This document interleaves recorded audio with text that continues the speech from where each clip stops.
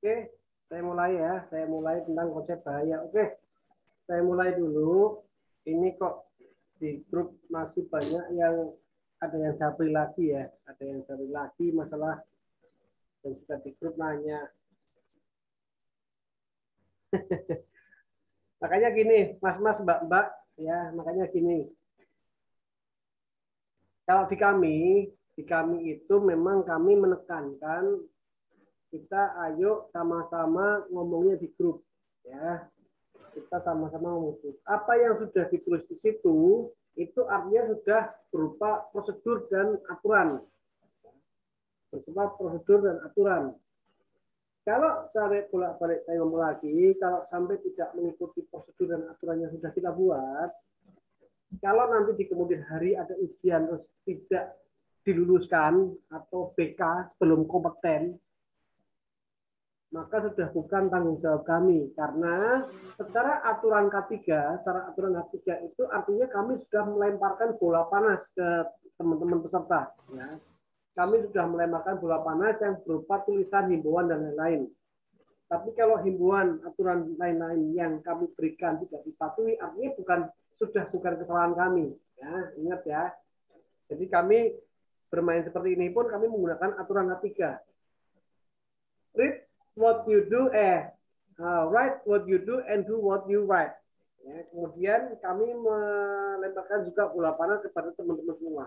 Teman-teman tidak mengikuti, tidak melihat, tidak mengikuti dan lain-lain apa yang kita posting, apa yang kita anjurkan dan lain-lain. Terus kemudian di kemudian hari ada yang tidak mengetahui sampai ada yang tak lihat. Jumlahnya ini harusnya ada 20 orang, 20 orang tapi yang tidak membuka Zoom, ya, itu partisipan hanya 10. Berarti yang 10 kemana?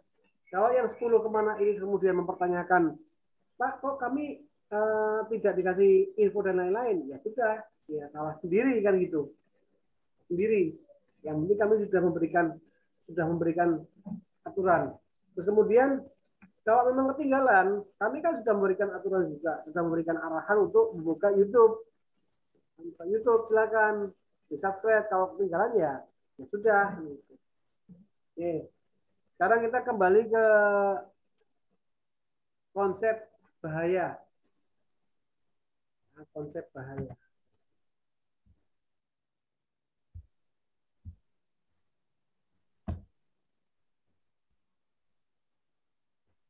Kita mengenal ada yang namanya hasab, hasab, hasab, HASARD atau potensi bahaya, yaitu sumber situasi kerja, postur tubuh atau tindakan yang berpotensi. Ingat, sumber situasi kerja, jadi sumber situasi di pekerjaan, di pekerjaan. Teman-teman mindsetnya bolak-balik saya ngomong, mindsetnya jangan hanya mindset di perusahaan, tapi mindset di semua ini. Ya.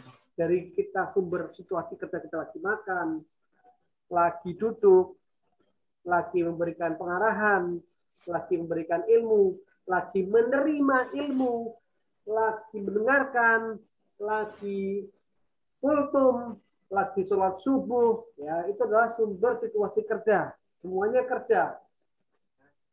Sampai tidur kita juga kerja. Kemudian postur tubuh atau tindakan yang berpotensi merusak dalam bentuk cedera badan atau gangguan kesehatan. Tindakan yang berpotensi, ingat lagi, tindakan yang berpotensi merusak dalam bentuk cedera badan. Tidur pun kalau tidur tidak ergonomis, tidurnya tidak sesuai, ya, itu juga berpotensi mengganggu kesehatan badan. Waktunya juga, jadi jangan hanya sekedar wah tidur kan bukan kerja Pak. Oh kata siapa? Kan bekerja tidur. Tidur kan aktivitas. Apa sih yang tidak aktivitas kita? Nah, ini yang harus teman-teman ketahui. Itu juga aktivitas. Kalau aktivitasnya tidak sesuai dengan K3 dan punya potensi bahaya, pasti juga akan mengalami gangguan kesehatan. Kemudian risiko. Ingat, ada hasad, ada potensi bahaya, berarti ada risikonya. Potensi bahayanya tidur pada waktu maghrib. Potensi bahaya apa? Risikonya apa? Risikonya ada gangguan jin, ya, kemudian gangguan kesehatan dan lain-lain. Ingat, saya bolak-balik karena saya orang umat muslim, saya orang Islam, maka saya memberikan pengarahan seperti ini seislami mungkin. Ya. Pada saat kita tidur maghrib kita nggak boleh, bahkan sesuai aturan kesehatan pun nggak boleh, apalagi sesuai aturan Islam. Jadi pada saat ada maghrib adalah waktu masa peralihan dari siang menuju malam, di mana disitulah jin-jin pada bermunculan. Risk adalah potensi kerugian yang bisa diakibatkan apabila berkontrak atau kegagalan suatu fungsi. Ya. Contoh tadi, kita tidur pada saat maghrib, maka itu juga menimbulkan kesehatan. Nah, kesehatan itu akhirnya akan menimbulkan kontak ataupun kegagalan pada fungsi, baik fungsi hati, fungsi jantung, fungsi otak. Ya, di pekerjaan juga sama. Ya, potensi kerugian yang bisa diakibatkan berkontak. Kita naik sepeda motor, kita jatuh, ada potensi bahaya di mana naik motor itu potensi bahaya ada jatuh. Nah, apabila jatuh, artinya kita berkontak dengan risiko itu. Apa? Kontaknya adalah jatuh, hingga bukan luka, lecet, patah tulang, tergores, memar, ya, kemudian meninggal. Ya. Kemudian insiden, peristiwa yang tidak diinginkan dapat mengakibatkan kerugian, yaitu insiden. Insiden itu artinya, contoh, tidak sengaja tangan kita, kaki kita, kepala kita, badan kita nyenggol gelas yang ada di meja, maka barangnya jatuh, jatuh. Itu artinya apa? Adanya kerugian, ada gelas. Nah, accident itu adalah peristiwa yang tidak diinginkan dan dapat mengakibatkan terjadinya kerugian jiwa atau benda atau lingkungan. Contoh, accident itu adalah lanjutan dari insiden. Gampang ini. Kita insiden nggak sengaja, kita nyenggol gelas, jatuh. Kemudian dari insiden bisa berubah menjadi accident. Pecahan gelas yang masih tajam, pecahan gelas yang masih panjang, tidak sengaja nusuk ke kaki. Ya, akibatnya jadi accident. Oke ya, jadi hubungannya seperti itu. Nah, near miss itu apa? Peristiwa hampir terjadinya accident, tapi nggak sengaja nyenggol gelas. Nyenggol gelas kalau insiden itu jatuh, pecah. Tapi kalau near miss, nyenggol gelas, tapi gelasnya nggak jatuh. Hanya bergeser sedikit ataupun hanya jatuhnya di meja yang tidak jatuh ke lantai. Itu adalah near miss. Contoh ya. Jadi sebelum insiden ada near miss. Kemudian ada unsafe action dan unsafe condition. Unsafe action itu ya tadi yang kita jelaskan bahwa paling banyak memang dilakukan oleh para kaum hawa. Ya, kalau nggak percaya silakan nanti teman-teman yang perempuan bisa buka channel YouTube-nya dokter siapa itu saya lupa, dokter kalau tak cari aja dokter neurolog, dokter wanita neurolog yang juga ustazah. Nah, itu sering ceramah tentang masalah otak. Oke. Kemudian bahaya di tempat kerja dibagi atas bahaya fisika itu apa saja? Terkait dengan mesin, dengan alat dan lain-lain. Kemudian ada bahaya kimia. Nah, perusahaan-perusahaan yang terkait dengan bahan-bahan kimia apa aja? Dan kimia kan banyak, ada yang pencemaran, ada yang korosif dan lain-lain.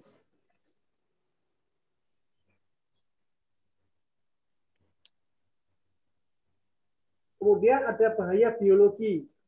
Ya, bahaya biologi itu apa aja?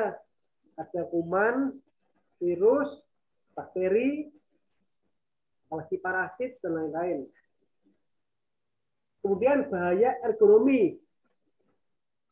Apa aja bahaya ergonomi?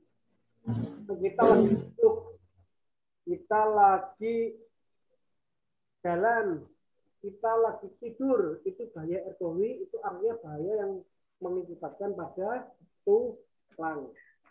Nah, duduk yang tidak enak, duduk yang tidak sesuai, kemudian jarak pandang antara mata dengan layar, dan lain-lain. Nah, kemudian bahaya listrik, setrum, dan lain-lain.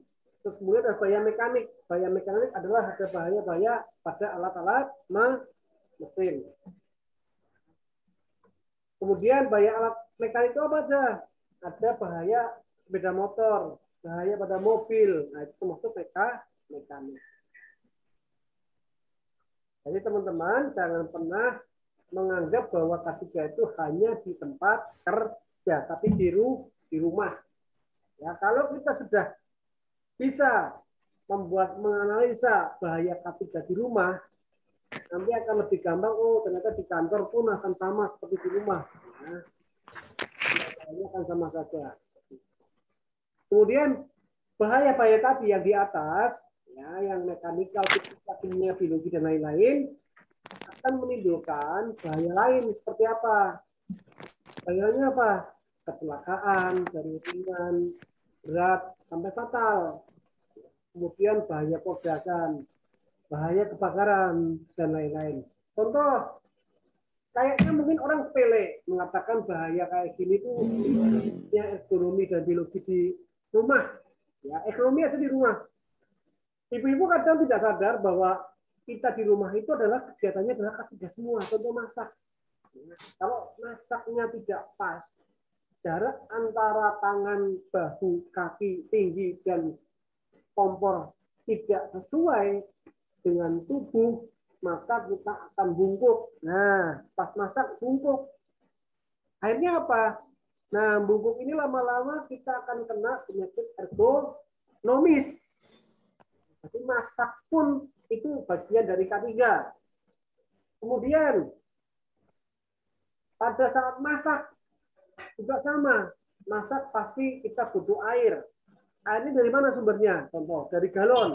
Nah, dari galon ini pada saat masang galon air ke dispenser, teman-teman salah posisi, ya, salah mengangkatnya, lifting mengangkatnya galon ke dispenser, itu pun akan berakibat pada boyok, pada kecepit, encok, dan lain-lain. Nah, itu juga termasuk dalam ranah K3. Jadi jangan sampai lupa bahwa rumah tangga sekalipun itu adalah K3.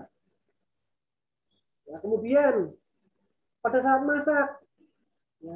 masak, teman-teman ada kompor gas, lupa tidak ditutup. Sementara pada saat kompor gas lupa belum di saklar, belum di off, maka masih ada gas yang keluar.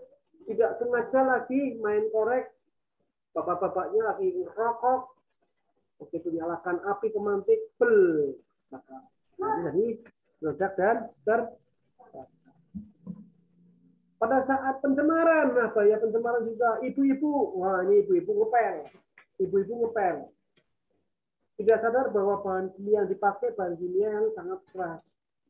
Akhirnya mencemari. Ya, tanaman yang harusnya subur kena bahan-bahan kimia yang untuk ngepel, akhirnya tumbuhnya jadi mati. Kemudian karena menggunakan pestisida, kemudian menggunakan alat-alat untuk ngepel berbahan yang keras, akhirnya apa? Ibu-ibu keracunan. Akibatnya apa? Ibu-ibu setelah keracunan terjadi penyakit akibat Jadi itu ya. Jadi teman-teman semua, K3 itu bukan hanya di kantor. Saya mengatakan bukan hanya di kantor. kerjakan dulu K3 yang di rumah. Kalau K3 di rumah sudah bisa terjalin dengan baik, saya yakin di kantor akan lebih mudah. Sama saja teman-teman kalau mau ngomong masalah kebenaran, benarkanlah diri sendiri dulu sesuai syariat Islam. Setelah sudah benar, baru ngomongin orang. Nah, itu dia. Oke ya, baik tempat kerja. Ayo kita kenali dan kita pahami. Coba satu persatu di rumah, bagian dari rumah, dari pintu gerbang. Itu ada bahaya apa di pintu gerbang? Oh iya Pak, di pintu gerbang itu bahayanya kalau kita kejepit pada saat nutup. Nah, pasti ada bahaya di situ. Bahayanya apa? Mekanikal. Oh iya Pak, di garasi ada mobil. Ada mobil, ada bahan bakarnya, bisa terbakar dan meledak. Oh, berarti di mobil, di garasi mobil rumah kita ada bahaya tekanan dan ada bahaya zat kimia, ada bahaya kimia. Oh ya, kita masuk lagi ke rumah. Oh itu ada AC, ya, ada laptop, ada printer dan lain-lain. Oh itu berarti ada bahaya elektrikal. Ya, jadi bahaya-bahaya ini silakan teman-teman mulai dari sekarang sudah belajar K3 ataupun yang sudah pinter K3, jangan lupa awali K3 itu dari rumah. Awali K3 itu dari rumah. Oke, gerakan. Ya, kenali dan pahami perubahan posisi gerakan dari suatu benda atau zat. Contoh, banyak apa? Contoh, kita mengeluarkan sepeda motor dari garasi menuju ke tempat teras rumah. Nah, ini kan pergerakan, pemindahan. Ada nggak bahaya di situ? Ada. Dari mana? Bisa kesleo, bisa terkilir, bisa kejatuhan motor, bisa membungkuk, dan lain-lain. Nah, jadi saya ngambil contoh yang di rumah dulu aja. Jangan di tempat kerja di perusahaan, tapi di rumah dulu. Kemudian elektrikal, ya, keberadaan arus listrik di rumah sudah benar belum? Colokannya sudah tepat apa belum? Jangan-jangan colokan rumah belum ke tepat masuk. Kemudian colokan di rumah, steker dan lain-lain itu sudah masih bagus atau belum? Jangan-jangan sudah logus, sudah kendor. Maka harus diganti. Ya, kemudian kabel-kabelnya, kabel-kabelnya gimana? Ada nggak yang terkelupas? Ya, jangan sampai menggunakan listrik rumah menggunakan kabel yang terkelupas ataupun yang kecil yang tidak sesuai dengan ukurannya. Oke, kemudian biologi. Nah, ini contoh, ada nggak rumah kita ularnya? Oh ada Pak, itu ular suami saya dikatok. Nah, contoh seperti itu. Itu ular yang dapat mematuk, tapi kalau ularnya bapak-bapak tidak akan membunuh, tapi menghidupkan. Ya, contoh bakteri, virus, serangga, dan lain-lain. Ada enggak? Jangan-jangan rumah kita dekat sama hutan. Jangan-jangan rumah kita dekat sama sungai. Itu harus dianalisa. Energi, radiasi. Energi yang diemisikan dari zat radioaktif atau sumber alami mengandung radioaktif. Nah, kalau contoh seperti ini, ada nih contoh, ya radiasi HP. Ya, jangan hanya dikira, oh saya kan main HP Pak. Oh, jangan dikira, HP juga punya potensi bahaya, yaitu apa? Radiasi lah layar pada mata. Kemudian laptop, lama-lama juga mata kita juga akan capek, pegel dan lain-lain. Nah, itu ya.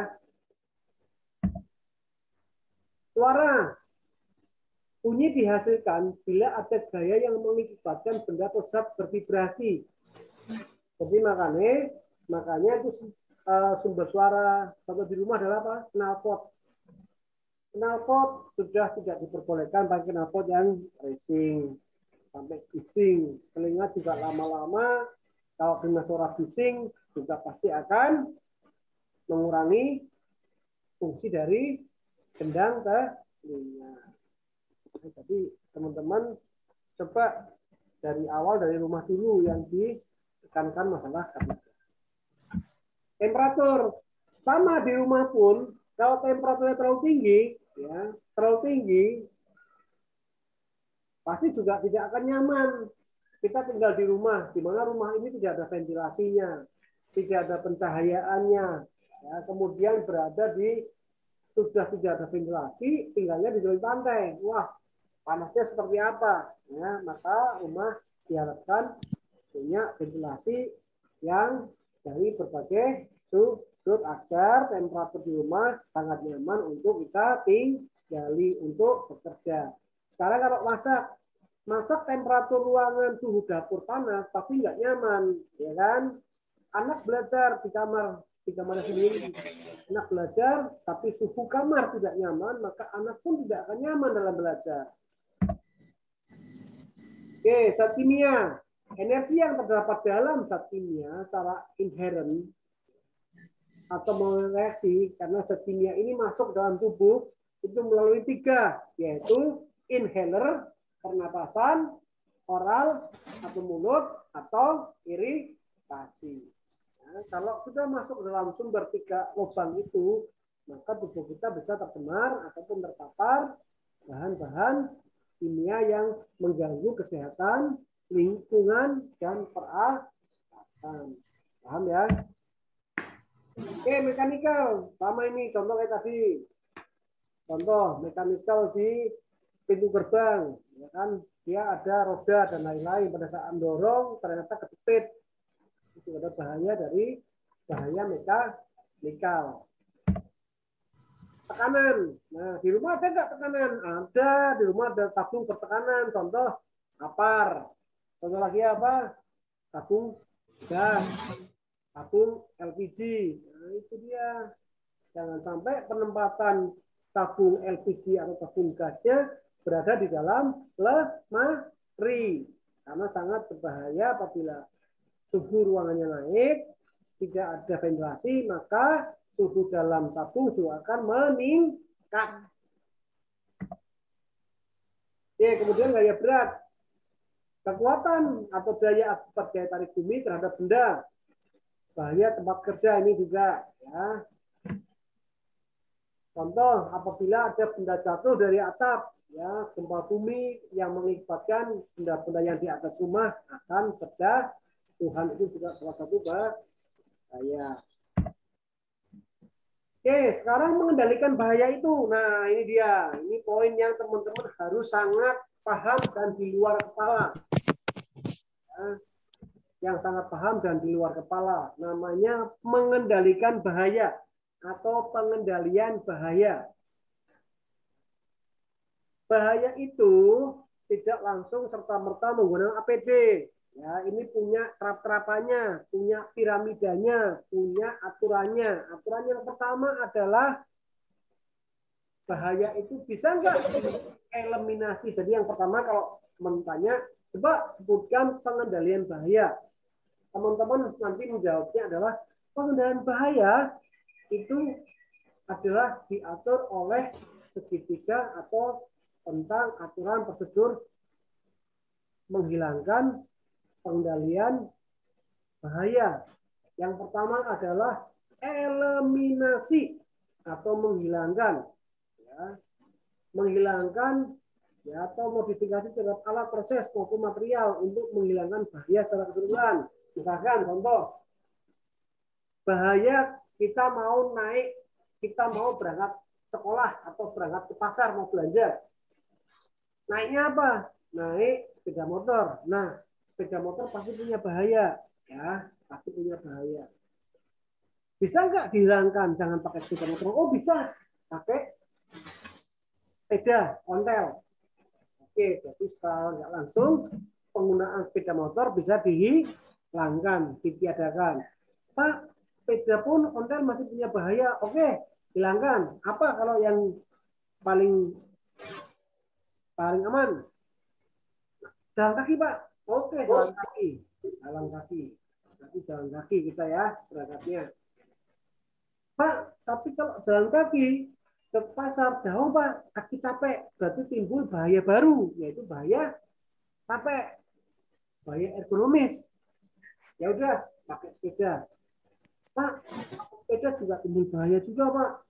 Di sepeda itu, di sadel, tempat duduk, itu juga bahaya. Berpotensi pada fungsi ginjal dan fungsi kandung kemih.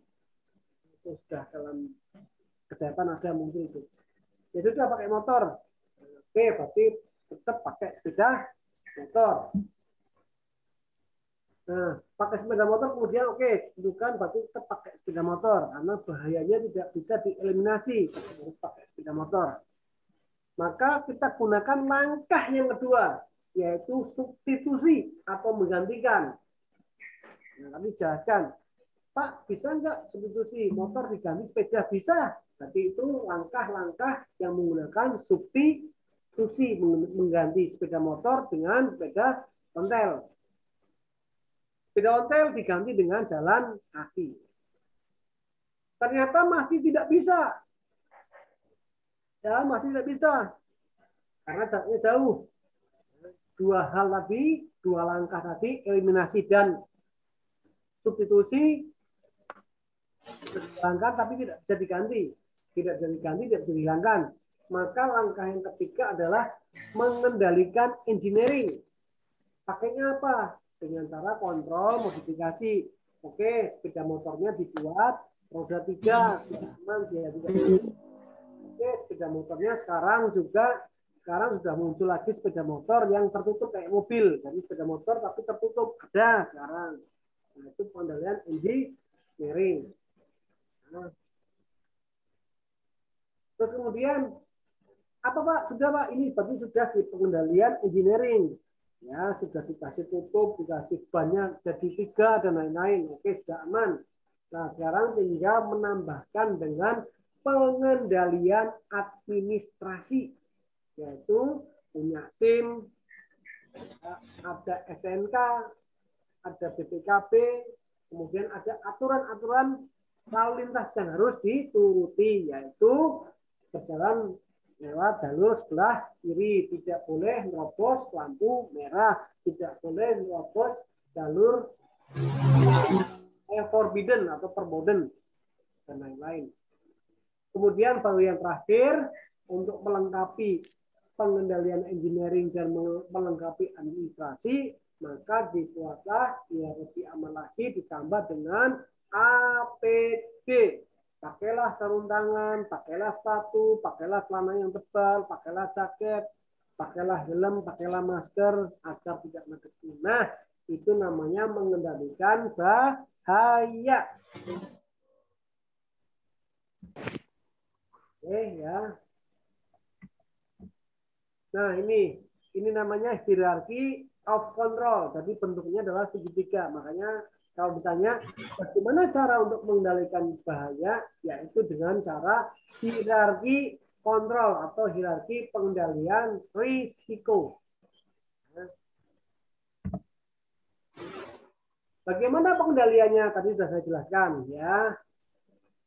Setelah dibikin aturan tadi pengendaliannya, sekarang ditambahi dengan aturan-aturan yang ada di 5 tahap pengendalian risiko, yaitu ada pemasangan rambu bahaya, ada pelatihan-pelatihan. Nah, ini maksudnya pelatihan ya. Kemudian ada pemasangan poster, ada pengaturan sistem kerja, jangan sampai kerja itu melebihi aturan undang-undang tenaga kerja, yaitu 8 jam sehari. Kemudian pematuhan prosedur kerja dan lain-lain. Nah, terus bagaimana mengendalikannya? Bagaimana yang terakhir adalah dengan adanya APD. Jadi semakin membuat kita lebih aman lagi dengan adanya APD. APD itu juga diberikan sesuai dengan fungsinya. Contoh, misalkan orang masak di dapur, cocok nggak pakai helm? Kan nggak cocok. Masa orang masak pakai helm? Hello. Tapi cukup pakai helmet. Kemudian orang tugasnya hanya ngajar, tugasnya hanya belajar. Cocok nggak pakai helm? Hello. Masa orang belajar pakai helm di ruangan? Kemudian orang yang naik sepeda ontel, ya naik sepeda ontel, pakai APD dong biar sehat, biar aman. Pakai helm sama pakai jaket. Hello. Masa orang naik sepeda ontel pakai helm, pakai jaket tebal. Nah, jadi APD itu disesuaikan dengan bahaya tiap-tiap pekerja. Ibu-ibu mau mengangkat panci yang berisi air panas. Ya. Nanti harus pakai APD, pakai wear pack, pakai sepatu boots. Hello, ini kan kerjaan di dapur yang pakai air panas. Ya cukup pakai selemek dan cukup pakai kain anti panas yang atau sarung tangan anti panas gitu ya. Jadi APD itu disesuaikan dengan ya masing-masing pekerja. Ya ini contohnya seperti itu. Ya ini juga nanti buat latihan teman-teman. Ini ada gambar di situ, gambarnya itu termuat ada berbagai pekerjaan dan berbagai bahaya. Nanti silakan materi ini akan saya bagi. Jadi teman-teman tinggal membuat analisanya, ya. Membuat analisa, teman-teman saya harapkan bisa menjadi orang peramal. Nah, gambar ini nanti saya minta teman-teman nanti membuat cerita. Ya, ini saya bagi materinya nanti teman-teman membuat cerita tentang gambar ini. Ya, gambar ini bahayanya apa sih? Terus nanti langkah-langkahnya apa? Nah, langkah-langkah mengendalikan bahaya itu teman-teman kan sudah saya terangkan tadi tentang hierarki kontrolnya. Nah, ceritakan dengan itu, ya, ceritakan dengan itu. Silahkan nanti tak kasih tugas itu. Karena online ya seperti ini. Tapi kalau kegiatannya ini tatap muka, yang tetap saya kasih ujian, tetap saya kasih tugas, tapi tugasnya dikerjakan yuk bareng-bareng. Karena ini online ya kerjakan di rumah. Nah, saya kasih gambar ini, saya kirimi, nanti silakan dibikin cerita sendiri. Silakan versi ceritanya bebas seperti apa. Versi ceritanya harus berdasarkan tadi, nah berdasarkan mana? Nah ini harus berdasarkan ini pengendalian bahaya dan hierarki kontrol.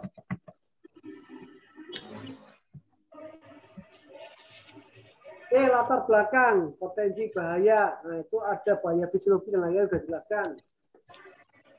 Nah, jadi orang belajar K3 itu adalah belajar menjadi peramal.